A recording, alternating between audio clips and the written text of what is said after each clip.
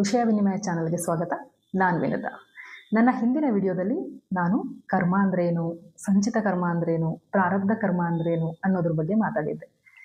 So ಈ ವಿಡಿಯೋದಲ್ಲಿ ಅದರ ಮುಂದುವರೆದ ಭಾಗ ಕ್ರಿಯಾಮನ ಕರ್ಮ ಅಂದರೆ ಏನು ಅನ್ನೋದ್ರ ಬಗ್ಗೆ ಮಾತಾಡ್ತೀನಿ. ನಿಮಗೆ ಈ ವಿಡಿಯೋ ಅರ್ಥ ಆಗಬೇಕು ಅಂತಂದರೆ ನೀವು ಹಿಂದಿನ ವಿಡಿಯೋಗಳನ್ನ ನೋಡಿದ್ರೆ ನಿಮಗೆ ಈ ವಿಡಿಯೋ ಸುಲಭವಾಗಿ ಅರ್ಥ ಆಗುತ್ತೆ. ಸರಿ, ಏನಿದು ಕ್ರಿಯಾಮನ ಕರ್ಮ ಅಂತ ಅಂದರೆ? ಕ್ರಿಯಾಮನ ಕರ್ಮ ಅಂದರೆ ಇಷ್ಟೇ, ನೀವು ಅಟ್ ಪ್ರೆಸೆಂಟ್ ಅಂದರೆ ಇವಾಗ ಪ್ರಸ್ತುತದಲ್ಲಿ ನೀವು ಮಾಡುವಂತಹ ಕರ್ಮ ಅಂತ ಅರ್ಥ. ಅದಕ್ಕೆ ಕ್ರಿಯಾಮನ ಕರ್ಮ ಅಂತೀವಿ. ನೀವು ಈ ಹಿಂದಿನ ಜನ್ಮದಲ್ಲಿ ಅಥವಾ ಹಿಂದೆ ಏನೇನೆಲ್ಲ ಕರ್ಮಗಳನ್ನ ಮಾಡಿದಿರೋ ಅದಕ್ಕೆ ಇವಾಗ ಫಲನ ಅನುಭವಿಸ್ತಾ ಇರ್ತೀರ. ಹಾಗೆ ನೀವು ಇವತ್ತು ಏನು ಕರ್ಮಗಳನ್ನ ಮಾಡ್ತಿರೋ ಅದಕ್ಕೆ ಈ ಜನ್ಮದಲ್ಲಿ ಆಗಿರ್ಬೋದು ಅಥವಾ ಮುಂದಿನ ಜನ್ಮದಲ್ಲಾದ್ರೂ ಆಗಿರ್ಬೋದು, ಅದಕ್ಕೆ ಫಲಗಳನ್ನ ಅನುಭವಿಸ್ತೀರ. ಸೊ ಕ್ರಿಯಾಮನ ಅನ್ನೋದು ದೇವ್ರು ಕೊಟ್ಟಂತಹ ಒಂದು ವರ ಅಂತಲೂ ಅನ್ಕೋಬೋದು. ಯಾಕೆಂದರೆ ಇದರಿಂದ ನೀವು ನಿಮ್ಮ ಡೆಸ್ಟಿನಿಯನ್ನು ಸೃಷ್ಟಿ ಮಾಡ್ಕೋಬೋದು. ಅದು ಪಾಸಿಟಿವ್ ಆಗಿ ಆಗಿರ್ಬೋದು ಅಥವಾ ನೆಗೆಟಿವ್ ಆಗಾದರೂ ಆಗಿರ್ಬೋದು, ಅದು ನಿಮ್ಮ ಕೈಯಲ್ಲಿರುತ್ತೆ. ಸೊ ಈ ಕ್ರಿಯಾಮನ ಕರ್ಮ ಅಂದರೆ ಅರ್ಥ ಆಗಿದೆ ಅಂತ ಇವಾಗ ಅನ್ಕೊತೀನಿ. ಇದ್ರ ಬಗ್ಗೆ ಇನ್ನು ಜಾಸ್ತಿ ಹೇಳಬೇಕು ಅಂತಂದರೆ, ಮನುಷ್ಯ ಹುಟ್ಟೋದು ಒಂದು ಪರ್ಪಸ್ ಒಟ್ಟಿಗೆ ಜನ್ಮವನ್ನು ತಾಳ್ತಾನೆ. ಸೊ ಇಲ್ಲಿ ಹುಟ್ಟಿರ್ತಕ್ಕಂಥ ಎಲ್ಲ ಸೋಲ್ಗಳಿಗೂ ಒಂದು ಪರ್ಪಸ್ ಇದ್ದೇ ಇರುತ್ತೆ. ಆ ಪರ್ಪಸ್ನ ಫುಲ್ಫಿಲ್ ಮಾಡೋದಕ್ಕೋಸ್ಕರನೇ ನಾವು ಈ ಜನ್ಮನ ತಗೊಂಡಿರ್ತೀವಿ. ಸೊ ಎಲ್ಲ ಸೋಲ್ಗಳಿಗೂ ಒಂದು ಪರ್ಪಸ್ ಅಂತ ಇರುತ್ತೆ, ಒಂದು ಸೋಲ್ ಕಾಂಟ್ರಾಕ್ಟ್ ಅಂತ ಇರುತ್ತೆ. ಸೊ ಮತ್ತು ಅದನ್ನೆಲ್ಲ ಸೋಲ್ ರೆಕಾರ್ಡಿಂಗ್ಸ್ ಅಂತ ಕರಿತೀವಿ. ಈ ಸೋಲ್ ರೆಕಾರ್ಡಿಂಗ್ಸ್ ಅಂತ ಅಂದರೆ ನಮ್ಮ ಎಲ್ಲ ಜನ್ಮಗಳದ್ದು ಏನೇನೆಲ್ಲ ನಾವು ಈ ಹಿಂದೆ ಜನ್ಮಗಳನ್ನ ಎತ್ತಿದೀವೋ ಆ ಎಲ್ಲ ಜನ್ಮಗಳ ಪಾಪ ಪುಣ್ಯ ಎಲ್ಲ ಕರ್ಮಗಳು ಕೂಡ ಸೋಲ್ ರೆಕಾರ್ಡಿಂಗ್ಸ್ ಅಂತ ಕರಿತೀವಿ. ಅದು ಸೋಲಲ್ಲಿ ರೆಕಾರ್ಡ್ ಆಗಿರುತ್ತೆ. ಹಾಗಾದರೆ ಎಲ್ಲಿ ರೆಕಾರ್ಡ್ ಆಗಿರುತ್ತೆ ಅಂತೀರಾ? ಅದು ನಿಮ್ಮ ಸಬ್ಕಾನ್ಷಿಯಸ್ ಮೈಂಡಲ್ಲಿ ಮತ್ತು ಸೂಪರ್ ಕಾನ್ಷಿಯಸ್ ಮೈಂಡಲ್ಲಿ ರೆಕಾರ್ಡ್ ಆಗಿರುತ್ತೆ. ಈ ನಮ್ಮ ಸಬ್ಕಾನ್ಷಿಯಸ್ ಮೈಂಡಲ್ಲಿ ಎಲ್ಲ ಜನ್ಮದ್ದು ರೆಕಾರ್ಡ್ ಆಗಿರಲ್ಲ. ಮ್ಯಾಕ್ಸಿಮಮ್ ಅಂದರೆ 1 ಅಥವಾ 2 ಜನ್ಮಗಳ ರೆಕಾರ್ಡಿಂಗ್ಸ್ ನಮ್ಮ ಸಬ್ಕಾನ್ಷಿಯಸ್ ಮೈಂಡಲ್ಲಿ ಇರುತ್ತೆ. ಆದರೆ ನಮ್ಮ ಸೂಪರ್ ಕಾನ್ಷಿಯಸ್ ಮೈಂಡಲ್ಲಿ ನಮ್ಮ ಎಲ್ಲ ಜನ್ಮಗಳದ್ದು ರೆಕಾರ್ಡಿಂಗ್ಸ್ ಇರುತ್ತೆ. ಸೊ ಅದನ್ನು ಇವಾಗೆಲ್ಲ ಆಕಾಶಿಕ ರೆಕಾರ್ಡಿಂಗ್ ಅಂತೆಲ್ಲ ಮಾಡಿ ಅದನ್ನು ತಿಳ್ಕೊಬೋದು. ನಮ್ಮ ಲೈಫಲ್ಲಿ ಆಗ್ತಿರ್ತಕ್ಕಂಥ ಪ್ರಾಬ್ಲಮ್ಸ್ ಆಗಿರ್ಬೋದು, ಅಥವಾ ಯಾಕೆ ನನಗೆ ಪದೇ ಪದೇ ತುಂಬ ಒಂದೇ ಸಿಚುವೇಶನ್ಸಲ್ಲಿ ತುಂಬ ಸಿಕ್ಕಾಕೋತೀನಿ ಅನ್ನೋದನ್ನೆಲ್ಲ ಈಗ ಆಕಾಶಿಕ್ ರೆಕಾರ್ಡಿಂಗ್ಸ್ ಮುಖಾಂತರ ನಮ್ಮ ಸೂಪರ್ ಕಾನ್ಷಿಯಸ್ ಮುಖಾಂತರ ಅದನ್ನು ತಿಳ್ಕೊತಾರೆ. ಸರಿ, ಈಗ ನಾವು ಹುಟ್ಟಿದ್ದೀವಿ ಅಂತ ಅನ್ನೋದಾದರೆ ಒಂದು ಪರ್ಪಸ್ ಇದೆ ಅಂದರೆ ಆ ಪರ್ಪಸ್ನ ಫುಲ್ಫಿಲ್ ಮಾಡ್ಕೊಂಡ್ಮೇಲೆ ಆ ಸೋಲ್ ಆ ಪರ್ಪಸ್ ಫಿಲ್ ಆಯ್ತು ಅಂದಮೇಲೆ ಈ ಜನ್ಮವನ್ನು ಬಿಡ್ತೀವಿ, ಮತ್ತು ಮುಂದಿನ ಜನ್ಮಕ್ಕೆ ಇನ್ನೊಂದು ಪರ್ಪಸ್ ಒಂದಿಗೆ ಹುಟ್ತೀವಿ. ಸೊ ಇದೆಲ್ಲ ಕರ್ಮಗಳು ಹೀಗೆ ಕ್ಯಾರಿ ಫಾರ್ವರ್ಡ್ ಆಗ್ತಾ ಆಗ್ತಾ ಹೋಗ್ತಾ ಇರುತ್ತೆ. ಸೊ ಇದರಲ್ಲಿ ಈ ಕ್ರಿಯಾಮನ ಕರ್ಮದ ಒಂದು ಪಾತ್ರ ಏನು ಅಂತಂದರೆ, ನಾನು ಈ ಹಿಂದಿನ ವಿಡಿಯೋದಲ್ಲಿ ಹೇಳಿದಾಗೆ ನಮ್ಮ ಸಂಚಿತನಾಗಲಿ ನಮ್ಮ ಪ್ರಾರಬ್ಧನಾಗಲಿ ನಾವು ಚೇಂಜ್ ಮಾಡೋಕ್ಕಾಗಲ್ಲ. ನಾವೇನು ಮಾಡಿರ್ತೀವೋ ಅದೆಲ್ಲ ಮುಗಿದು ಹೋಗಿರೋದು, ಅದನ್ನು ನಾವು ಅನುಭವಿಸ್ಬೇಕು ಅಷ್ಟೇ ಅಂತ. ಆದರೆ ಈ ಕ್ರಿಯಾಮನ ಅನ್ನೋದಾಗಲ್ಲ, ಅದು ನಮ್ಮ ಕೈಯಲ್ಲೇ ಇರುತ್ತೆ. ಈ ಭಗವಂತ ನಮಗೆ ಈ ಚಾಯ್ಸನ್ನು ಬಿಟ್ಟಿರ್ತಾನೆ. ಈ ಪ್ರಾರಬ್ಧ ಅಥವಾ ಸಂಚಿತ ಏನಿದೆ ಅದು ನೀನು ಆಲ್ರೆಡಿ ಮಾಡಿದೀಯಾ, ಅದನ್ನು ಅನುಭವಿಸ್ಲೇಬೇಕು. ಆದರೆ ಈ ಕ್ರಿಯಾಮನ ಅನ್ನೋದು ನಿನ್ನ ಕೈಯಲ್ಲಿದೆ. ಸೊ ನೀನು ಇದನ್ನು ಮುಂದಿನ ನಿನ್ನ ಭವಿಷ್ಯನ ಬರ್ಕೋ, ಅಥವಾ ಮುಂದಿನ ಜನ್ಮನ ಬರ್ಕೋ, ಅಥವಾ ಇದೇ ಜನ್ಮದಲ್ಲಿ ನೀನು ಮುಂದೆ ಹೇಗೆ ಇರಬೇಕು ಅನ್ನೋದನ್ನು ಬರ್ಕೋ ಅನ್ನೋದನ್ನು ನಮಗೆ ಬಿಟ್ಟಿರ್ತಾನೆ. ಸೊ ಈ ಜನ್ಮದಲ್ಲಿ ಬರೀ ಪ್ರಾರಬ್ಧದಿಂದನೇ ಎಲ್ಲದನ್ನು ಬರೆದಿರೋದನ್ನು ಅನುಭವಿಸೋಕೆ ಬಂದಿದ್ದೀವಿ ಅಂತಲ್ಲ, ಅದು ಒಂದು 50% ತೊಗೊಂಡು ಬಂದಿರ್ತೀವಿ, ಅದನ್ನು ಅನುಭವಿಸ್ಲೇಬೇಕು. ಅದ್ರ ಜೊತೆಗೆ ಇನ್ನು 50%ನ ಭಗವಂತ ಖಾಲಿ ಬಿಟ್ಟಿರ್ತಾನೆ. ಇದರಲ್ಲಿ ನಿನಗೇನು ಬೇಕೋ ಅದನ್ನು ನೀನು ಬರ್ಕೋ ಅಂತ. ಸೊ ಅದೇ ಈ ಕ್ರಿಯಾಮನ ಕರ್ಮ.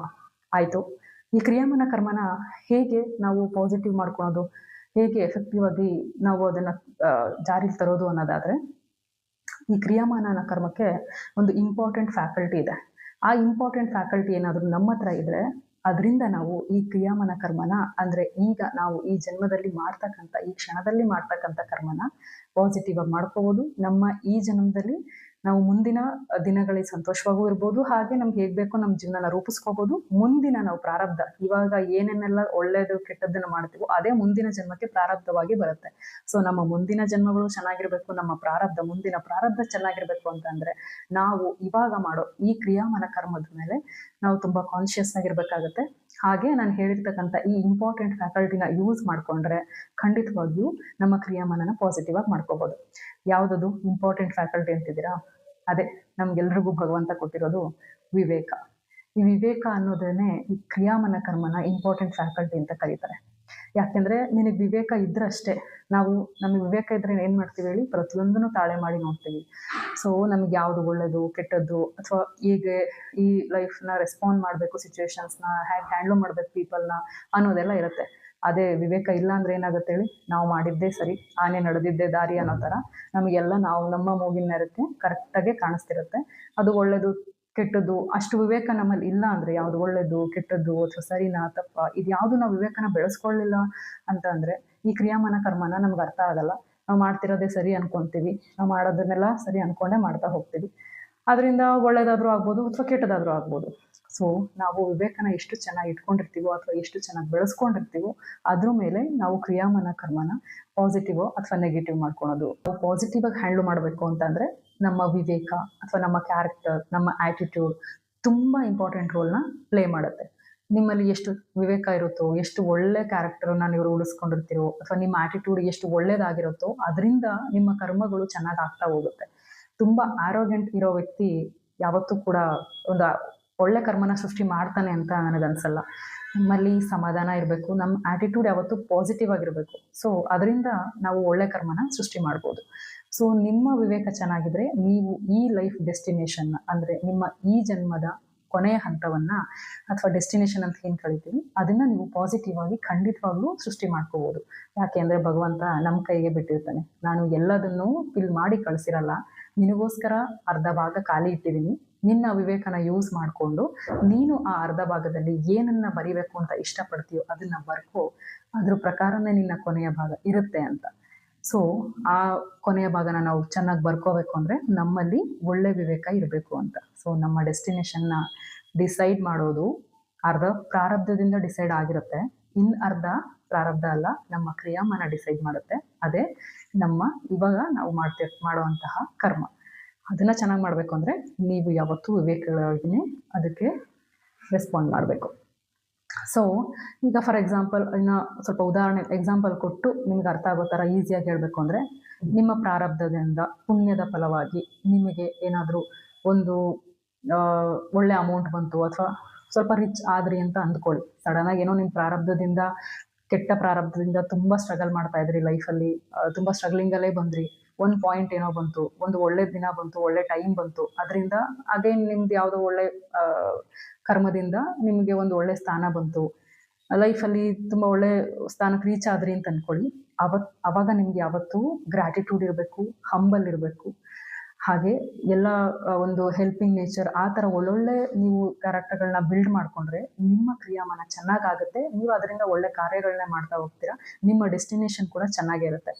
ಆದರೆ ನೀವೇನಾದರೂ ಬಂದಂತಹ ಒಂದು ರಿಚ್ನೆಸ್ ಅಥವಾ ಒಂದು ಒಳ್ಳೆ ಪೊಸಿಷನ್ನಿಂದ ಈಗೋನ ಆರೋಗ್ಯನ್ಸಿನ ನೀವೇನಾದರೂ ಬಿಲ್ಡ್ ಮಾಡಿಕೊಂಡ್ರೆ, ಅದರಿಂದ ನೀವೇನಾದರೂ ಒಂದು ಸ್ವಲ್ಪನೂ ಗ್ರ್ಯಾಟಿಟ್ಯೂಡ್ ಇಲ್ಲದೆ ಹೇಗೆ ಬೇಕೋ ಹಾಗೆ ಈಗೋಯಿಸ್ಟಿಕ್ ಆಗಿ ಬಿಹೇವ್ ಮಾಡಿದ್ರೆ ಅದರಿಂದ ಸೃಷ್ಟಿಯಾಗೋ ಕರ್ಮಗಳು ಕೂಡ ಹಾಗೇ ಇರುತ್ತೆ.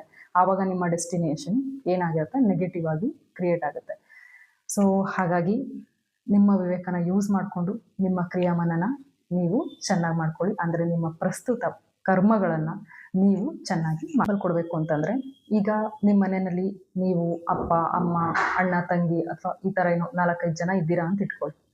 ನಿಮ್ಮಮ್ಮ ಅಡುಗೆ ಮಾಡಿರ್ತಾರೆ, ಅದರಲ್ಲಿ ಸಾಂಬಾರಿಗೆ ಸ್ವಲ್ಪ ಉಪ್ಪು ಜಾಸ್ತಿ ಆಗಿದೆ ಅಂತ ಅಂದ್ಕೊಳ್ಳೋಣ. ನಿಮ್ಮಪ್ಪ ಕೋಪ ಮಾಡ್ಕೊಂಡು ನಿಮ್ಮಮ್ಮಗೆ ಬೈದ್ಬಿಟ್ಟು ಹೊರಟೋಗ್ತಾರೆ. ಅಥವಾ ನಿನ್ನ ತಮ್ಮನೋ ತಂಗಿನೋ ಯಾರಾದರೂ ಇದ್ದರೆ ನಿಮ್ಮಮ್ಮನ ಹತ್ರ ಜಗಳ ಆಡಿ ನನಗೆ ಊಟನೇ ಬೇಡ ಅಂತ ಅಂದ್ಬಿಟ್ಟು ಎದ್ಬಿಟ್ಟು ಹೊರಟೋಗ್ತಾರೆ. ಮತ್ತು ನೀವು ನಿಮ್ಮಲ್ಲಿ ಏನಾದರೂ ವಿವೇಕ ಚೆನ್ನಾಗಿದ್ದರೆ, ನೀವು ಏನಾದರೂ ಮೆಚೂರ್ಡ್ ಆಗಿದ್ದರೆ ನೀವು ಹೇಗೆ ರಿಯಾಕ್ಟ್ ಮಾಡ್ತೀರಾ? ನಿಮ್ಮಪ್ಪ ನಿಮ್ಮ ಅಕ್ಕ ತಂಗಿ ಅಣ್ಣ ತಮ್ಮ ಯಾರಾದರೂ ರಿಯಾಕ್ಟ್ ಮಾಡಿರೋ ಥರನೇ ರಿಯಾಕ್ಟ್ ಮಾಡ್ತೀರಾ? ನಿಮ್ಮಲ್ಲಿ ಏನಾದರೂ ವಿವೇಕ ಚೆನ್ನಾಗಿದ್ರೆ ಅಥವಾ ನೀವು ಯಾವ ಥರ ರಿಯಾಕ್ಟ್ ಮಾಡಬೇಕು, ಅಥವಾ ರಿಯಾಕ್ಟ್ ಅಂತ ಹೇಳಲ್ಲ ನಾನು, ರೆಸ್ಪಾಂಡ್ ಅಂತ ಹೇಳ್ತೀನಿ. ಅವ್ರು ಏನು ಜಗಳ ಆಡ್ಕೊಂಡು ಹೋಗಿರ್ತಾರೋ, ಬೈದು ಹೋಗಿರ್ತಾರೋ, ಊಟ ಬಿಟ್ಟು ಹೋಗಿರ್ತಾರೋ ಅದೆಲ್ಲ ರಿಯಾಕ್ಷನ್ ಅಂತ ಹೇಳ್ತೀವಿ. ಅಷ್ಟು ರಿಯಾಕ್ಟ್ ಮಾಡೋ ಅಗತ್ಯನೇ ಇರಲ್ಲ. ಸೊ ನೀವು ಅದಕ್ಕೆ ರೆಸ್ಪಾಂಡ್ ಮಾಡಬೇಕು. ಅಮ್ಮ ಸಾಂಬಾರು ಸ್ವಲ್ಪ ಉಪ್ಪು ಜಾಸ್ತಿ ಆಗಿದೆ, ಸ್ವಲ್ಪ ಮೊಸರು ಹಾಕ್ಕೊಂಡು ತಿಂತೀನಿ, ನೆಕ್ಸ್ಟ್ ಟೈಮ್ ಮಾಡಬೇಕಾದ್ರೆ ದಯವಿಟ್ಟು ನೋಡ್ಕೊಂಡು ಮಾಡಮ್ಮ, ಇಷ್ಟ ಆದರೆ ನನಗೆ ತಿನ್ನೋದು ಕಷ್ಟ ಆಗುತ್ತೆ, ಅಷ್ಟು ಹೇಳಿದ್ರೆ ಸಾಕಾಗುತ್ತೆ, ಅರ್ಥ ಮಾಡ್ಕೊತಾರೆ. ಅದನ್ನು ತುಂಬ ಓವರಾಗಿ ಕಿರ್ಚಾಡಿ ಅಥವಾ ಏನೋ ಜಗಳ ಆಡಿ ಬೈದು ಹೇಳೋ ಅಗತ್ಯ ಇರಲ್ಲ. ಯಾಕೆ ಸಣ್ಣ ಎಕ್ಸಾಂಪಲ್ನ ಕೊಟ್ಟೆ ಅಂತಂದರೆ, ಲೈಫಲ್ಲಿ ನಮಗೆ ಚಾಲೆಂಜಸ್ ದೊಡ್ಡದೇ ಬರಬೇಕು ಅಂತ ಏನಿಲ್ಲ. ಆ ದೊಡ್ಡ ಚಾಲೆಂಜಸ್ ಮುಖಾಂತರನೇ ನಾವು ಒಳ್ಳೆ ಕರ್ಮನೋ ಕೆಟ್ಟ ಕರ್ಮನೋ ಸೃಷ್ಟಿ ಮಾಡ್ಕೋಬೇಕು ಅಂತ ಏನಿಲ್ಲ. ಈ ಥರದ್ದು ಸಿಚುವೇಶನ್ಗಳು ಲೈಫಲ್ಲಿ ದಿನೇ ದಿನೇ ಬರ್ತಾ ಇರ್ತವೆ, ನಾವು ಫೇಸ್ ಮಾಡ್ತಾನೆ ಇರ್ತೀವಿ. ಇದರಲ್ಲಿ ಈ ಸಣ್ಣ ಸಣ್ಣ ಸಿಚುವೇಶನ್ಗಳನ್ನ ನಾವು ಹೇಗೆಲ್ಲ ಹ್ಯಾಂಡಲ್ ಮಾಡ್ತೀವಿ ಅನ್ನೋದ್ರ ಮೇಲೆ ನಮ್ಮ ಮೆಚುರಿಟಿಯಲ್ಲಿ ನಮ್ಮ ಕ್ಯಾರೆಕ್ಟ್ರಲ್ಲಿ ಡಿಸೈಡ್ ಆಗುತ್ತೆ, ಅಥವಾ ನಮ್ಗೆ ಎಷ್ಟು ವಿವೇಕ ಇದೆ ಅಥವಾ ಇಲ್ಲ ಅನ್ನೋದು ಡಿಸೈಡ್ ಆಗುತ್ತೆ. ಸೊ ಎಲ್ಲ ಸಿಚುವೇಶನ್ಸ್ಗಳಿಗೂ ನಾವು ಮಾಡೋದಿಷ್ಟೇ, ಒಂದು ಆರೋಗ್ಯನ್ಸಿಲಿ ಈಗೋಯಿಸ್ಟಿಕಲ್ಲಿ ಬರೀ ರಿಯಾಕ್ಟ್ ಮಾಡ್ತಾನೆ ಹೋಗ್ತೀವಿ ಹೊರತು ಯಾವುದಕ್ಕೂ ತುಂಬ ಕಡಿಮೆ ವಿಷಯಗಳಿಗೆ ಅನಿಸುತ್ತೆ ನಾವು ರೆಸ್ಪಾಂಡ್ ಮಾಡೋದು. ಸೊ ನೀವೇನಾದರೂ ಈ ಥರ ನಿಮ್ಮ ಅಮ್ಮನಿಗೆ ಎಷ್ಟು ಹೇಳಬೇಕು, ಹೇಗೆ ಹೇಳಬೇಕು ಅಷ್ಟು ಹೇಳಿ ಹೋದರೆ ಅಲ್ಲಿ ನಿಮ್ಮ ವಿವೇಕನ ನೀವು ಯೂಸ್ ಮಾಡ್ಕೊಂಡ್ರಿ, ನಿಮ್ಮ ಒಳ್ಳೆ ಕ್ರಿಯಾಮನ ಸೃಷ್ಟಿ ಆಯಿತು ಅಂತ ಅರ್ಥ. ಯಾಕೆಂದರೆ ಆಗ ನಿಮ್ಮ ಅಮ್ಮಂಗೆ ಗಿಲ್ಟ್ ಫೀಲ್ ಆಗಿಬಿಡುತ್ತೆ, ಛೇ ನಾನೇ ನೋಡಿದೆ ಇಷ್ಟೆಲ್ಲ ಮಾಡಿಬಿಟ್ನಲ್ಲ, ಸೊ ಪರವಾಗಿಲ್ಲ ಮುಂದೆ ನಾನು ಸರಿ ಮಾಡ್ಕೋಬೇಕು, ಈ ಥರ ಮತ್ತೆ ಮಾಡಬಾರ್ದು, ಅಥವಾ ಬೈ ಮಿಸ್ಟೇಕ್ ಏನೋ ಫ್ಲೋನಲ್ಲಿ ಆಗೋಗ್ಬಿಟ್ಟಿದೆ ಅಂತ. ಅದೇ ನಿಮ್ಮ ಅಮ್ಮನ ಹತ್ರ ನೀವು ಜಗಳ ಆಡಿ ಕಿರ್ಚಾಡಿ ಫುಲ್ ನಿಮ್ಮ ಅಮ್ಮಂಗೆ ಹರ್ಟ್ ಮಾಡಿದ್ರೆ ಅವರು ಕೊರಗ್ತಾರಲ್ವ, ಅವ್ರಿಗೂ ಬೇಜಾರಾಗುತ್ತೆ. ಇನ್ನೊಬ್ರನ್ನ ನೋಯಿಸಿ ನಾವು ಒಳ್ಳೆ ಕರ್ಮನ ಸೃಷ್ಟಿ ಮಾಡ್ಕೋಬೋದು ಅಂತ ನಿಮಗೆ ಅನಿಸುತ್ತೆ. ಸೊ ಹಾಗಾಗಿ ನಿಮ್ಮ ವಿವೇಕನ ನೀವು ಯಾವತ್ತೂ ನಿಮ್ಮ ಕೈಲಿ ಇಟ್ಕೊಳ್ಳಿ, ಯೂಸ್ ಮಾಡ್ಕೊಳ್ಳಿ, ಒಳ್ಳೆ ಕ್ರಿಯಾಮಾನನ ಸೃಷ್ಟಿ ಮಾಡ್ಕೊಳ್ಳಿ. ಇದರ ಒಟ್ಟು ಸಾರಾಂಶ ಇಷ್ಟೇ, ನಾವು ಪ್ರಾರಬ್ಧನಾಗಲಿ ಸಂಚಿತನಾಗಲಿ ಚೇಂಜ್ ಮಾಡೋಕ್ಕಾಗಲ್ಲ. ಬರೀ ನಮ್ಮ ಜೀವನ ಪ್ರಾರಬ್ಧ ಸಂಚಿತದಿಂದ ಹುಟ್ಟಿರ್ತೀವಿ, ಈ ಜನ್ಮನ ತೊಗೊಂಡು ಬಂದಿರ್ತೀವಿ. ಸೊ ನಾವು ಈ ಜನ್ಮನ ತೊಗೊಂಡ್ಬಂದಿರ್ತೀವಿ ಅಂದರೆ ಅದು ನಮ್ಮ ಪ್ರಾರಬ್ಧದ ಮುಖಾಂತರನೇ ತೊಗೊಂಡು ಬಂದಿರ್ತೀವಿ. ಈ ಹಿಂದಿನ ವಿಡಿಯೋನ ನೀವು ನೋಡಿದ್ರೆ ನಿಮ್ಗೆ ಅದರಲ್ಲಿ ನಾನೆಲ್ಲ ಎಕ್ಸ್ಪ್ಲೈನ್ ಮಾಡಿದ್ದೀನಿ, ಸಂಚಿತ ಅಂದ್ರೇನು, ಪ್ರಾರಬ್ಧ ಅಂದ್ರೇನು ಅಂತ. ಅದರಿಂದ ನಮ್ಗೆ ಈ ಜನ್ಮ ಸಿಕ್ಕಿರುತ್ತೆ ಅಷ್ಟೇ, ಹಾಗಂತ ಅದನ್ನೇ ಎಲ್ಲ ಹಾಕಿ ದೇವ್ರು ಕಳಿಸಿರಲ್ಲ. ಸೊ ಈ ಜನ್ಮನ ನೀನು ನಿನ್ನ ಪ್ರಾರಬ್ಧದಿಂದ ಪಡ್ಕೊಂಡಿದ್ಯಾ, ಹಾಗೆ ಮುಂದಿನ ಜನ್ಮ ಆಗಿರ್ಬೋದು ಅಥವಾ ಇದೇ ಜನ್ಮದಲ್ಲಿ ಇನ್ನು 50% ನಾನು ಖಾಲಿ ಬಿಟ್ಟಿದ್ದೀನಿ, ನೀನು ಅದನ್ನು ನಿನಗೆ ಹೇಗೆ ಬೇಕೋ ನಿನ್ನ ಬುದ್ಧಿವಂತಿಕೆ, ನಿನ್ನ ವಿವೇಕ, ನಿನ್ನ ಕ್ಯಾರೆಕ್ಟರ್, ನಿನ್ನ ಆ್ಯಟಿಟ್ಯೂಡ್ ನೀನು ಯೂಸ್ ಮಾಡಿಕೊಂಡು ನೀನು ಅದನ್ನು ಫಿಲ್ ಮಾಡ್ಕೋಬೋದು. ನಿನಗಿಷ್ಟ ಬಂದಿದ್ದ ಹಾಗೆ ನಿನ್ನ ಜೀವನನ ನೀನು ರೂಪಿಸ್ಕೋಬೋದು. ಆ ಆಯ್ಕೆನ ನಾನು ನಿನ್ನಲ್ಲೇ ಬಿಟ್ಟಿದ್ದೀನಿ ಅಂತ ಭಗವಂತ ಖಂಡಿತವಾಗ್ಲೂ ಕಳಿಸಿರ್ತಾನೆ. ಸೊ ಇದನ್ನು ನಾವು ಅರ್ಥ ಮಾಡಿಕೊಂಡು ನಮ್ಮ ವಿವೇಕನ ನಮ್ಮ ಕೈಯಲ್ಲಿ ಇಟ್ಕೊಂಡು ಕ್ರಿಯಾಮನನ ಚೆನ್ನಾಗಿ ಮಾಡ್ಕೊತಾ ಹೋಗೋಣ. ಸೊ ಇದಾಗಿತ್ತು ನನ್ನ ಈ ಕರ್ಮ ಅಂದ್ರೇನು, ಈ ಕರ್ಮದ ವಿಧಗಳಂದ್ರೇನು, ಸಂಚಿತ ಹೇಗೆ ಬರುತ್ತೆ, ಪ್ರಾರಬ್ಧ ಅಂದ್ರೇನು, ಕ್ರಿಯಾಮನ ಅಂದರೆ ಏನು, ಇದನ್ನೆಲ್ಲ ತಿಳಿಸುವಂಥ ಒಂದು ಪ್ರಯತ್ನ. ಸೊ ಇದರಿಂದ ಯಾರಿಗಾದ್ರೂ ಒಬ್ರಿಗೆ ಹೆಲ್ಪ್ ಆಗಿದ್ರೂ ನನಗೆ ತುಂಬ ಖುಷಿ ಆಗುತ್ತೆ. ಅಥವಾ ನಾನು ನಿಮಗೆ ಇದನ್ನು ತಿಳಿಸ್ತಾ ನಾನು ತುಂಬ ತಿಳ್ಕೊಂಡಿದ್ದೀನಿ ಅಥವಾ ತಿಳ್ಕೊತಾ ಇದ್ದೀನಿ ಇದ್ರ ಕರ್ಮಗಳ ಬಗ್ಗೆ ಅಂತ. ಎಲ್ಲರೂ ಬಿಲೀವ್ ಮಾಡ್ತಾರೆ ಅಂತ ಹೇಳಲ್ಲ, ಬಟ್ ನಾನು ಬಿಲೀವ್ ಮಾಡ್ತೀನಿ ಈ ಕರ್ಮ ಅನ್ನೋದ್ರ ಮೇಲೆ. ಹಾಗಾಗಿ ನನ್ನ ಒಂದು ಸಣ್ಣ ಪ್ರಯತ್ನ. ಮುಂದಿನ ವಿಡಿಯೋದಲ್ಲಿ ನಾನು ಈ ಹೌ ಟು ಹ್ಯಾಂಡಲ್ ಡಿಫಿಕಲ್ಟ್ ಪ್ರಾರಬ್ಧ ಅನ್ನೋದ್ರ ಬಗ್ಗೆ ಮಾತಾಡ್ತೀನಿ. ಯಾಕೆಂದರೆ ಪ್ರಾರಬ್ಧನ ನಾವು ಚೇಂಜ್ ಮಾಡೋಕ್ಕಾಗಲ್ಲ ನಿಜ. ಸೊ ಪರಿಸ್ಥಿತಿನ ಚೇಂಜ್ ಮಾಡ್ಕೊಳಕ್ಕಾಗಲ್ಲ ಅಂದ್ರೂ ಆ ಪರಿಸ್ಥಿತಿನ ಹ್ಯಾಂಡಲ್ ಮಾಡೋ ಮನಸ್ಥಿತಿನ ಚೇಂಜ್ ಮಾಡ್ಬೋದಲ್ವ. ಸೊ ನಮಗೇನಾದರೂ ಡಿಫಿಕಲ್ಟ್ ಪ್ರಾರಬ್ಧ ಬಂದಿದ್ರೆ, ಎಲ್ಲರೂ ಲೈಫಲ್ಲೂ ತುಂಬ ಈಸಿಯಾಗಿ ಯಾವ ಲೈಫು ಹೋಗಲ್ಲ. ಸೊ ಏಳು ಬೀಳು ಇದ್ದೇ ಇರುತ್ತೆ. ಕೆಲವ್ರು ತುಂಬ ಕಷ್ಟಪಡ್ತಿರ್ತಾರೆ, ಕೆಲವು ಸ್ವಲ್ಪ ಕಮ್ಮಿ ಕಷ್ಟಪಡ್ತಾರೆ ಅಷ್ಟೇ. ಸೊ ಆ ಡಿಫಿಕಲ್ಟ್ ಪ್ರಾರಬ್ಧನ ಹೇಗೆ ಫೇಸ್ ಮಾಡಬೇಕು, ಆ ಡಿಫಿಕಲ್ಟ್ ಟೈಮಲ್ಲಿ ನಮ್ಮ ಮನಸ್ಥಿತಿ ಹೇಗಿರಬೇಕು, ನಾವು ನಮ್ಮ ಪ್ರಾರಬ್ಧದ ಕಡೆಗೆ ಪಾಸಿಟಿವ್ ಆಗಿ ಹೇಗೆ ರೆಸ್ಪಾನ್ಸ್ ಮಾಡ್ತಾ ನಮ್ಮ ಈ ಪ್ರಾರಬ್ಧನ, ಈ ನೆಗೆಟಿವ್ ಅನ್ನೋದನ್ನು ಮುಗಿಸ್ಕೊಂಡು ಪಾಸಿಟಿವಿಟಿ ಕಡೆಗೆ ನಮ್ಮ ಒಳ್ಳೆ ಮುಂದಿನ ಪ್ರಾರಬ್ಧಗಳಾಗಿರ್ಬೋದು ಅಥವಾ ಈ ಜನ್ಮದಲ್ಲೇ ನಾವು ಹೇಗೆ ಖುಷಿಯಾಗಿರೋದು ಅನ್ನೋದ್ರ ಬಗ್ಗೆ ಮಾತಾಡ್ತೀನಿ. ಸೊ ಈ ವಿಡಿಯೋನ ಎಲ್ಲಿಗೆ ಮುಗಿಸ್ತಾ ಇದ್ದೀನಿ. ಮುಂದಿನ ವಿಡಿಯೋದಲ್ಲಿ ಮತ್ತೆ ಸಿಗ್ತೀನಿ.